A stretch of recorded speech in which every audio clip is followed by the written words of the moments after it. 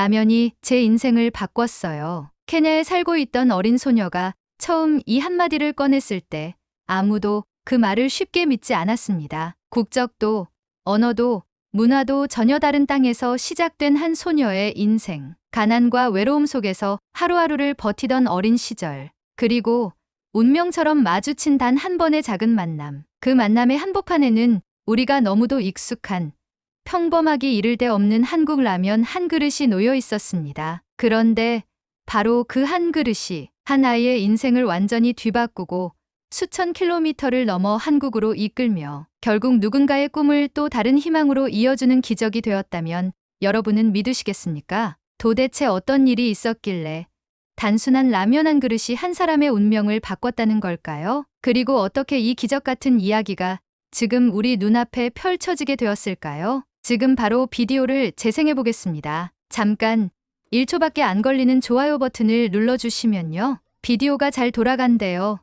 좋아요는 무료잖아요. 안녕하세요. 제 이름은 아니사 무테비입니다. 케냐의 작은 마을에서 태어나 어린 시절을 보냈습니다. 지금은 한국에서 살고 있지만 가끔 문득 떠오르는 어린 시절의 그날을 생각하면 아직도 가슴이 뭉클해집니다. 아마 그날이 없었다면 지금의 저는 존재하지 않았을지도 모르겠습니다. 그래서 오늘은 제 인생을 바꿔놓은 특별한 이야기를 여러분께 들려드리고 싶습니다. 어릴 적 저희 마을은 가난과 질병이 뒤덮인 곳이었습니다. 부모님께서는 전염병으로 돌아가셨고 친척들은 모두 저마다 살기 바빠서 어린 저를 제대로 돌볼 여유가 없었어요. 하루하루 먹을 것을 찾아다니는 게 저의 어린 날 대부분이었습니다. 어린 나이에 배고픔이 얼마나 무섭고 외로운 것인지 뼈저리게 배웠죠. 그러던 어느 날 한국에서 파견된 국제구호단체가 저희 마을에 도착했습니다. 여러 명의 청년 봉사자들이 트럭을 타고 도착했고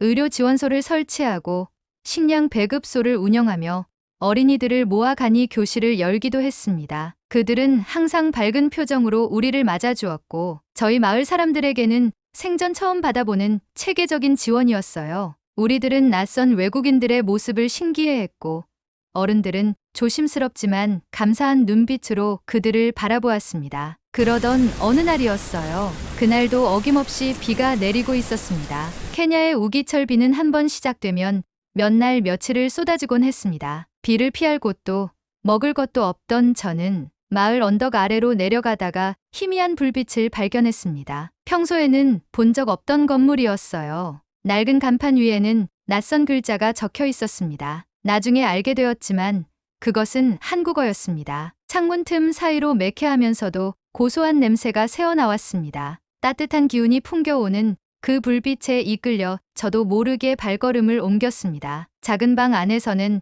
낯선 청년들이 분주히 움직이고 있었고 테이블 위에는 이상한 모양의 기구들이 놓여 있었습니다. 그들은 가스버너 위에 냄비를 올려놓고 무엇인가를 끓이고 있었죠. 바로 그때 한 청년과 눈이 마주쳤습니다. 그 청년의 이름은 이준호였습니다. 한국에서 국제구호단체의 일원으로 파견 나온 청년이었습니다. 깜짝 놀란 저는 황급히 몸을 숨기려 했지만 이준호 씨는 부드럽게 미소를 지으며 저를 불렀습니다. 안녕? 비도 오는데 안으로 들어올래? 그 목소리는 제가 알아듣기에는 낯설고 이상한 말투였지만 그의 손짓과 미소에서 그 의도를 충분히 느낄 수 있었습니다. 잠시 망설이다가 저는 조심스레 안으로 들어갔습니다. 안은 따뜻하고 안전한 느낌이 물씬 풍겼습니다. 이준호 씨는 제 초라한 옷차림과 바짝 마른 몸을 바라보다가 가스버너 위에 냄비를 새로 올려놓았습니다. 그는 새로운 라면 봉지를 뜯어 면을 넣고 붉은 국물이 보글보글 끓어오를 때까지 정성껏 끓였습니다. 그러고는 하얀 플라스틱 그릇에 라면을 담아 제 앞에 조심스럽게 놓아주었습니다. 이건 한국 라면이라는 거야. 조금 매울 수도 있는데 먹어볼래? 말이 잘 통하지 않아도 그의 목소리는 따뜻했고 저는 고개를 끄덕였습니다. 젓가락을 잡아본 것도 처음이었지만 배고픔이 모든 어색함을 덮어버렸습니다. 한 젓가락 입에 넣자 뜨거운 국물이 목을 타고 넘어갔고 저도 모르게 감탄사가 새어나왔습니다. 이런 맛은 처음이었거든요. 고소하면서도 매콤하고 배를 채워주는 따뜻한 국물이 정말 황홀했습니다. 이준호 씨는 저를 바라보며 손짓과 짧은 단어들을 알려주려 애썼습니다. 맛있어? 따라 해봐. 맛있어요. 저는 따라하라는 뉘앙스로 받아들이고 비슷하게 따라하려고 했습니다. 맛있어요. 그러자 한국의 자원봉사자 청년들은 웃으며 반응해 주었습니다. 귀엽다고 머리를 쓰다듬는 청년도 있었고, 이준호 씨는 제 앞에서 웃으며 다른 한국어를 알려주려 했어요. 그는 다시 손짓으로 설명하며 말을 이어갔습니다. 감사합니다. 이건 고마워라는 뜻이야. 저는 천천히 따라하며 고개를 끄덕였습니다. 처음 배우는 한국어 단어들이 제 머릿속에 천천히 새겨졌습니다. 저희가 대화를 이어가는 동안 다른 봉사자들도 저를 보고 미소를 지었고, 누군가는 제가 추울까봐 담요를 건네주기도 했습니다. 그곳은 마치 처음으로 누군가 저를 따뜻하게 받아준 공간처럼 느껴졌습니다. 며칠 동안 한국구호단체는 마을 곳곳을 돌아다니며 의료 지원과 식량 배급을 이어갔습니다. 봉사자들은 언제나 웃으며 아이들을 안아주고 병든 노인들의 손을 잡아주고 텐트를 세워 어린이들에게 한글과 간단한 수학을 가르쳐주기도 했습니다. 한국의 놀이로 보이는 술래잡기와 무궁화 꽃이 피었습니다. 공기놀이도 알려주며 우리들과 친구처럼 지냈습니다. 그들은 단순히 물자를 나눠주는 것이 아니라 희망이라는 씨앗을 뿌리고 있었습니다. 그렇게 시간이 지나고 한국의 구호단체가 마을을 떠나기 직전, 이준호 씨는 저에게 작은 박스를 건네주었습니다. 그 안에는 한국어 그림책과 한글 교본, 간단한 수학책이 들어있었습니다. 그는 최대한 천천히 단어를 끊어 읽으며 말했습니다. 공부 열심히 해야 돼. 책, 이거 보고 공부해봐. 저는 어설프게나마 감사합니다라고 말했고, 이준호 씨는 밝게 웃었습니다. 그의 미소와 따뜻한 눈빛은 제 가슴 속 깊이 새겨졌습니다. 구호단체가 떠난 후에도 저는 그때 받은 책들을 품에 안고 살았습니다. 비록 누군가 가르쳐주는 사람은 없었지만 저는 책장을 넘기며 하나하나 한국어 글자를 따라 써보았습니다. 낯선 문자가 저에게는 하나의 놀이처럼 느껴졌고, 라면의 그 따뜻함과 함께 한국이라는 나라에 대한 호기심과 애정이 자라나기 시작했습니다. 아무도 가르쳐주지 않았지만 저는 매일 아침 책을 펼쳤습니다. 종이에 손가락으로 글자를 따라 그리고 소리내어 읽어보기를 반복했죠. 조용한 새벽마다 창밖을 바라보며 책을 끌어안고 공부라는 단어의 의미를 어린 나름대로 조금씩 깨달아 갔습니다. 그 시간들은 저에게 처음으로 무언가를 배우고 싶다는 꿈을 안겨주었어요. 그렇게 제 인생은 조용히 하지만 분명히 변화하기 시작했습니다. 어쩌면 그 한 그릇의 라면이 없었다면 이 모든 시작은 불가능했을지 모릅니다. 하지만 저는 그날 이후로 처음으로 꿈이라는 것을 갖게 되었습니다. 그 꿈의 이름은 한국이었습니다. 그렇게 시간이 흐르던 어느 날, 또 다른 국제 NGO 단체가 저희 마을을 방문하게 되었습니다. 그들은 어린아이들에게 학교 교육의 기회를 제공하는 새로운 프로젝트를 시작한다고 발표했습니다. 마을 사람들은 한동안 믿지 못하는 표정이었지만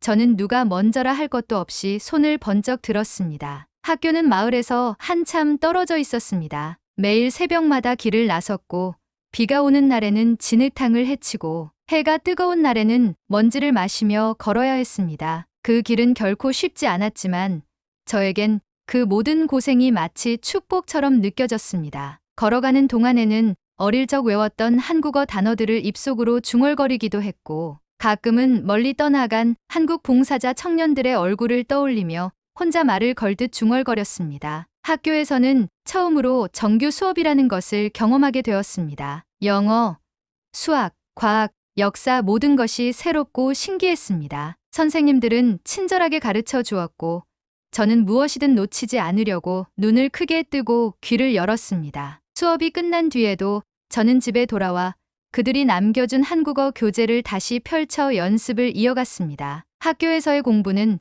제게 세상을 바라보는 눈을 열어줬지만 한국어를 배우는 시간은 제 가슴 속 특별한 공간을 따뜻하게 채워주었어요. 조금씩 저의 성적은 눈에 띄게 올라가기 시작했습니다. 저는 마을 대회에서 상장을 받았고 작은 지역 올림피아드에도 출전해 입상을 하게 되었습니다. 선생님들은 저의 성실함을 칭찬해 주었고 저는 그 응원에 힘입어 더욱 열심히 책상에 매달렸습니다. 한밤중에 기름램프를 켜놓고 문제집을 푸는 날도 많았죠. 가끔 종이가 닳아 글씨가 흐릿해질 정도로 연습했지만 글자 하나하나를 다시 써 내려가며 포기하지 않았습니다. 그렇게 몇 해가 지났습니다. 중등 과정을 마칠 무렵 저희 학교에 낯선 손님들이 찾아왔습니다. 국제장학재단에서 파견 나온 분들이었죠. 이들은 성적이 우수한 학생들에게 해외 유학의 기회를 제공하는 특별 심사를 진행하고 있었습니다. 선생님께서 저를 추천해 주셨고 저는 긴장 속에서도 면담에 참여했습니다. 면접관들은 제 학업 성취도, 생활 태도,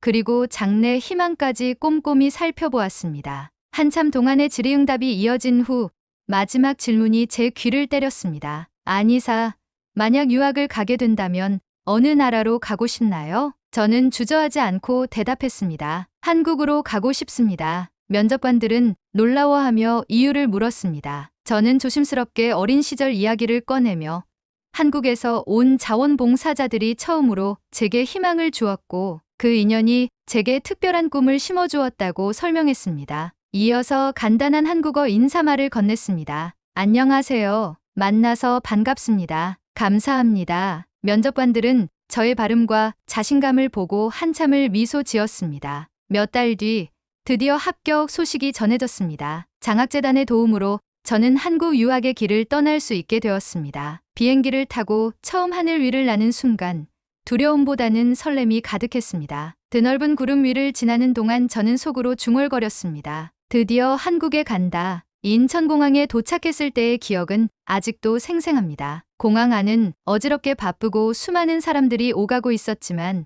제 심장은 두근거림으로 가득 차 있었습니다. 낯선 환경, 빠른 말소리, 알 수 없는 간판들 속에서 잠시 어지러움을 느꼈지만 입국장 앞에서 기다리고 있던 두 사람이 저를 맞아주었습니다. 바로 저의 한국 생활을 도와줄 담당자들이었습니다. 처음 저를 반갑게 맞아준 사람은 박수진 선생님이었습니다. 박수진 선생님은 유학생 학업 지원을 담당하는 교육지원센터 소속 선생님이셨습니다. 박수진 선생님은 따뜻한 미소로 제 손을 잡으며 인사하셨습니다. 안이사, 먼 길 오느라 고생 많았죠?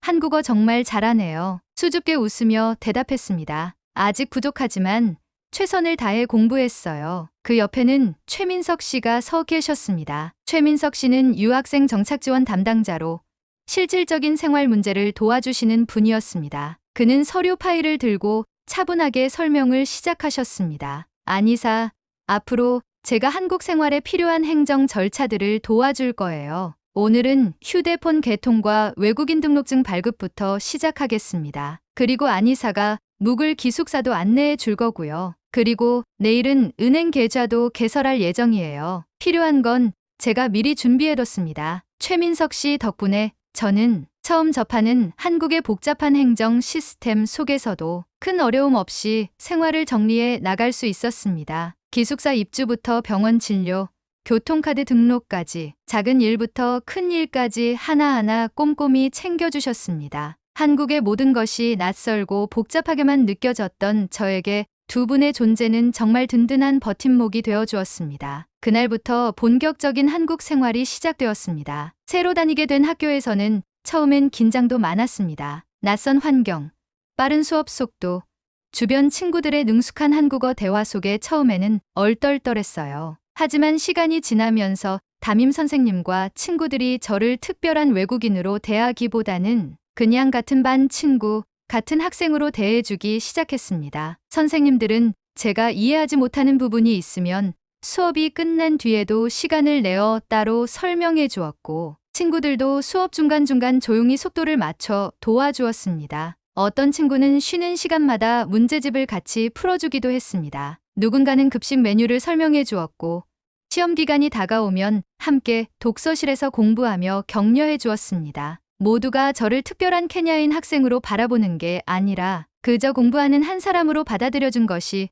무엇보다 큰 힘이 되었어요. 수업이 끝난 뒤 복도에서 웃으며 지나치는 친구들의 인사, 체육 시간에 다 같이 뛰어놀며 흘린 땀방울, 동아리 모임에서 함께 준비한 소소한 발표와 과제들. 그렇게 저는 서서히 이 낯선 땅에서 외로움을 잊고 한국 생활에 적응해 갔습니다. 처음엔 어색하기만 했던 매일의 일상이 점점 자연스럽게 스며들었고, 그 모든 시간이 저에겐 값진 소중함으로 다가왔습니다. 어느새 저는 이곳에서 단순히 유학생으로 존재하는 것이 아니라 학교의 한 구성원으로 자리 잡고 있다는 것을 느끼기 시작했습니다. 수업 성적도 안정적으로 올라갔고, 모의고사나 과제에서도 좋은 평가를 받으며 선생님들로부터 격려를 받았습니다. 친구들과는 자연스럽게 웃고 떠들며 장난도 칠 수 있게 되었고요. 그렇게 저의 꿈도 조금씩 구체화되어 갔습니다. 단순히 한국에 오는 것만이 목표였던 제가 이제는 언젠가 다시 고향 케냐로 돌아가 저처럼 배움의 기회를 기다리는 아이들에게 희망을 전하는 사람이 되고 싶다고요. 한국에서의 생활이 어느덧 몇 년이 흘렀습니다. 처음 이곳에 왔을 때는 모든 것이 낯설고 조심스러웠지만 시간이 지나며 한국이라는 나라는 제게 완전히 제2의 고향이 되어 있었습니다. 학교도 졸업하고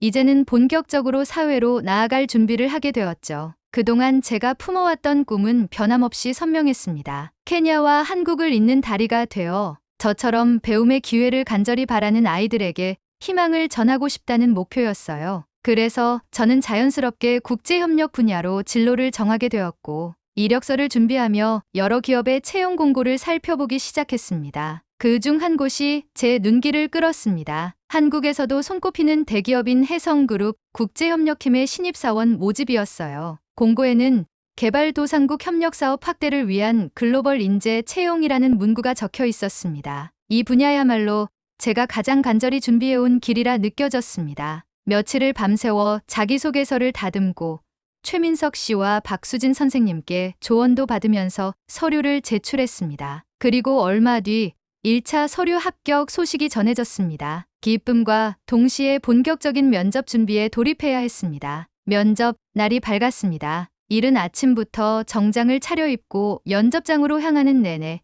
긴장으로 손끝이 얼어붙을 것 같았습니다. 고층 빌딩의 입구에 서자 심장이 두근거리며 한동안 문을 열 용기가 나지 않았습니다. 한국에 온 이후 여러 차례의 도전과 시험을 겪었지만 이번만큼 떨리는 순간은 처음이었습니다. 접수처를 지나 면접 대기실에 들어섰습니다. 면접에 참석한 지원자들은 대부분 한국인 청년들이었고 외국인은 저 혼자뿐이었습니다. 긴장감이 엄습했지만 이내 고개를 다잡으며 마음속으로 중얼거렸습니다. 여기까지 온 것도 기적이다. 최선을 다하자. 그리고 마침내 제 이름이 불렸습니다. 문을 열고 면접장 안으로 들어섰을 때 저는 본능적으로 숨이 턱 막히는 것을 느꼈습니다. 긴 테이블에 앉아있는 심사위원들의 모습이 한눈에 들어왔습니다. 그중 맨 끝자리에 앉아있던 한 남성을 보는 순간 시간마저 멈춘 듯 가슴이 쿵 하고 내려앉았습니다. 그 사람이 바로 어린 시절 저에게 처음으로 라면을 끓여주며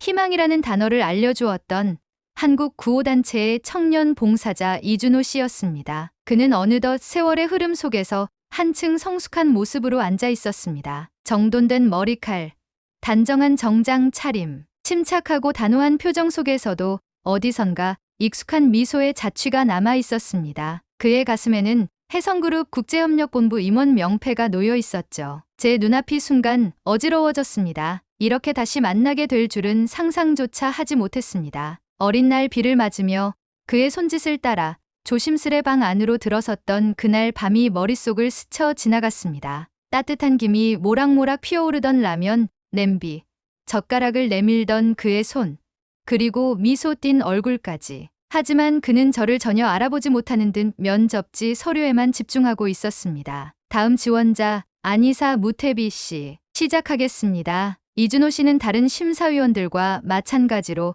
일관된 목소리로 면접을 진행했습니다. 저를 특별히 바라보거나 기억하려는 듯한 표정은 전혀 보이지 않았습니다. 면접은 예상보다 훨씬 냉정하고 체계적이었습니다. 전공 관련 질문, 국제협력 사업에 대한 시사 문제, 개발도상국 지원의 한계와 대책까지 조목조목 질문이 이어졌습니다. 저는 최대한 침착하게 답변했지만 속으로는 계속 갈등이 소용돌이쳤습니다. 혹시 저를 정말 기억하지 못하는 걸까? 아니면 설마 일부러 모르는 척하는 건 아닐까? 짧은 순간 속에서 여러 감정들이 밀려들었습니다. 어린 시절부터 품어왔던 고마움, 동경, 그리고 재회의 꿈이 이토록 허망하게 무너지는 걸까 두려움까지 덮쳐왔습니다. 면접이 끝났습니다. 마지막 인사를 하고 자리에서 일어나는데 이준호 씨는 서류를 정리하며 담담히 말했습니다. 수고하셨습니다. 다음 지원자 들어오세요. 그 순간 저는 숨이 턱 막히는 것 같았습니다. 마음속 어딘가가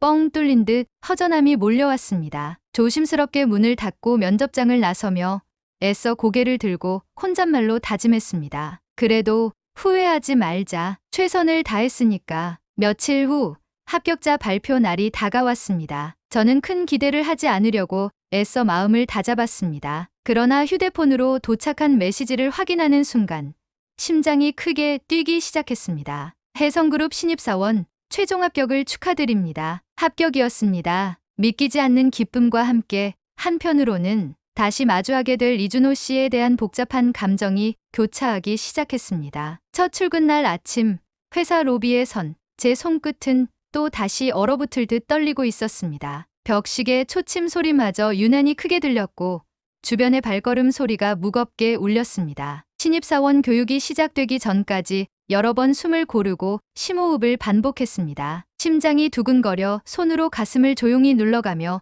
마음을 다잡으려 애썼습니다. 오늘은 꼭 용기를 내야 해. 곧 회의실 문이 열리고 교육 강사로 들어선 사람을 보는 순간 제 가슴은 또 한 번 멎어버렸습니다. 강단 앞에 선 사람은 바로 이준호 씨였습니다. 저를 처음 라면 냄비 앞으로 이끌던 소년 같던 청년은 이젠 또렷한 책임감과 연륜이 깃든 목소리로 교육을 진행하고 있었습니다. 말끔한 정장 차림에 단단한 어깨선, 부드럽지만 단호한 어조. 그 모습 속에서 어린 시절 따뜻한 미소를 지으며 젓가락을 내밀던 이준호 씨의 모습이 겹쳐 보였습니다. 그는 교육 내내 침착하고 차분하게 강의를 이어갔습니다. 그리고 단 한 번도 저와 눈을 마주치지 않았습니다. 제가 기대했던 반가움의 눈길도 놀란 표정도 없었습니다. 오히려 모든 신입사원을 똑같이 대하는 듯한 자연스러운 진행이었죠. 교육이 끝나고 모두가 강의장을 정리할 때 저는 계속 머뭇거렸습니다. 이 기회를 놓치면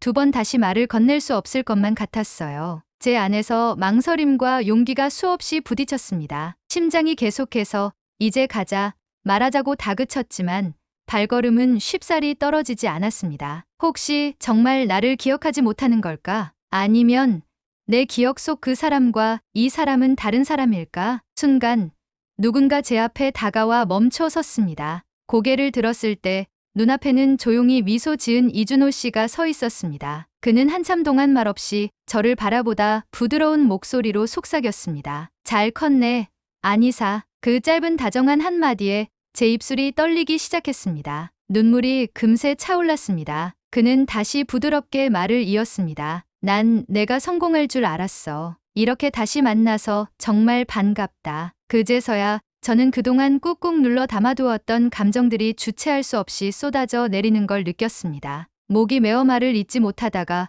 겨우 숨을 고르며 떨리는 목소리로 입을 열었습니다. 그때 제게 주신 따뜻한 라면 한 그릇 덕분에 제 인생이 바뀌었어요. 제 목소리가 끝날 즈음엔 이미 눈물이 볼을 타고 조용히 흘러내렸습니다. 이준호 씨는 조용히 손을 내밀어 제 어깨를 다정하게 토닥여 주었습니다. 그 손길은 어린 시절 비 내리던 그 밤에 처음으로 제 어깨 위에 덮어주었던 담요처럼 따뜻하고 포근했습니다. 회의실의 밝은 조명 아래서 우리는 조용히 서로를 바라보았습니다. 아무런 말이 없어도 충분히 통하는 시간이었습니다. 그렇게 저는 수년 동안 가슴속에 품어왔던 다시 만나고 싶었던 사람을 드디어 온전히 마주할 수 있었습니다. 신입사원 교육이 끝나고 본격적인 부서 배치가 이루어질 때 저는 국제협력본부 산하 한국아프리카 국제협력팀으로 발령을 받게 되었습니다. 담당 직책은 국제협력 코디네이터였습니다. 처음 직책을 전달받았을 때 가슴 깊은 곳에서 전율이 일어났습니다. 이 자리야말로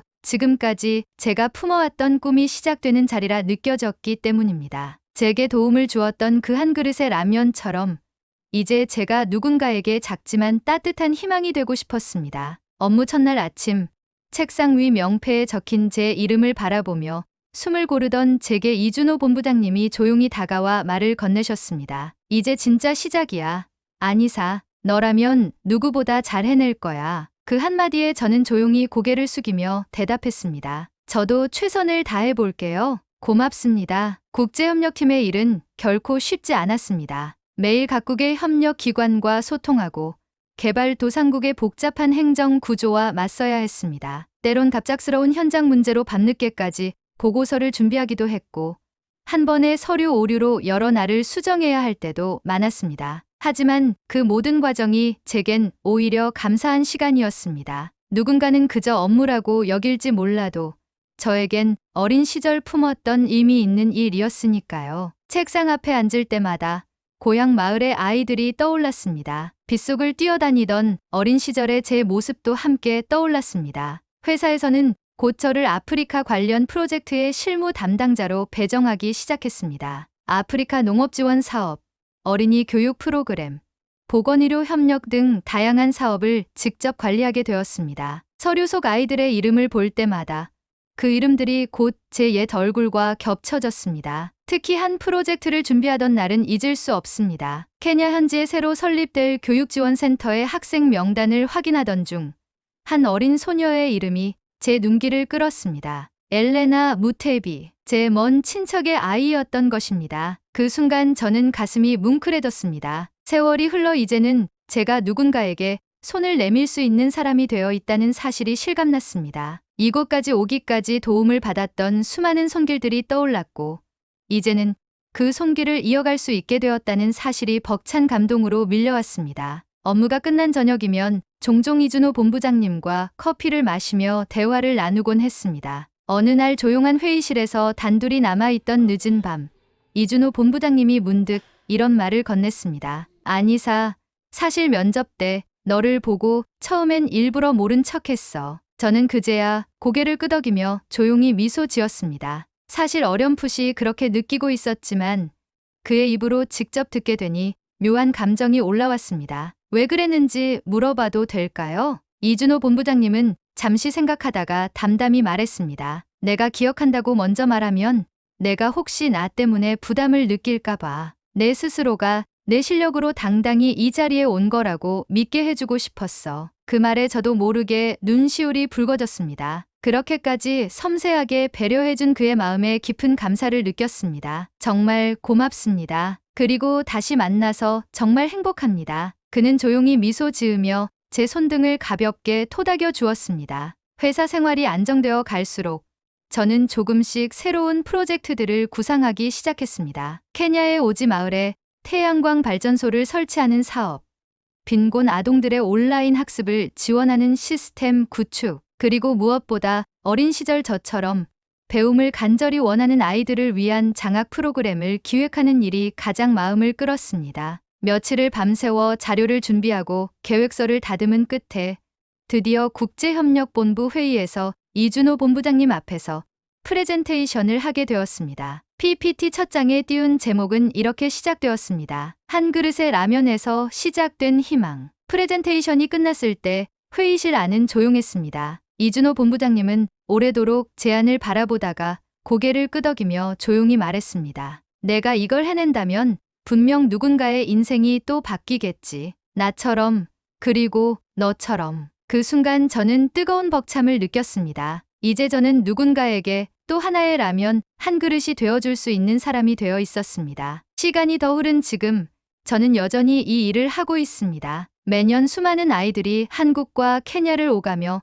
새로운 기회를 얻고 또 다른 꿈을 품어갑니다. 가끔 아이들의 부모들이 제 손을 잡고 눈시울을 붉히며 이렇게 말하곤 합니다. 고맙습니다. 우리 아이가 희망을 갖게 해주셔서요. 그럴 때마다 저는 조용히 웃으며 속으로 이렇게 대답합니다. 아니에요. 저도 그 희망을 한 그릇 얻었던 사람입니다. 이준호 본부장님과의 인연은 그렇게 지금까지도 이어지고 있습니다. 어린 시절 비 오는 밤, 그 한 그릇의 라면 속 따뜻한 국물이 제 인생을 바꿨듯 이제 저는 또 다른 안희사들이 세상에 나오길 바라며 오늘도 조용히 제 자리를 지키고 있습니다. 오늘 들려드릴 이야기는 여기까지입니다. 한국의 라면 한 봉지가 한 아이의 인생을 바꾸었네요. 한국인의 정이 빛을 발하는 사연입니다. 저도 괜히 눈시울이 붉어지는데요. 여러분은 어떻게 느끼셨나요? 여러분의 생각과 마음속 울림을 댓글로 남겨 감동 비디오의 마지막을 장식해주세요.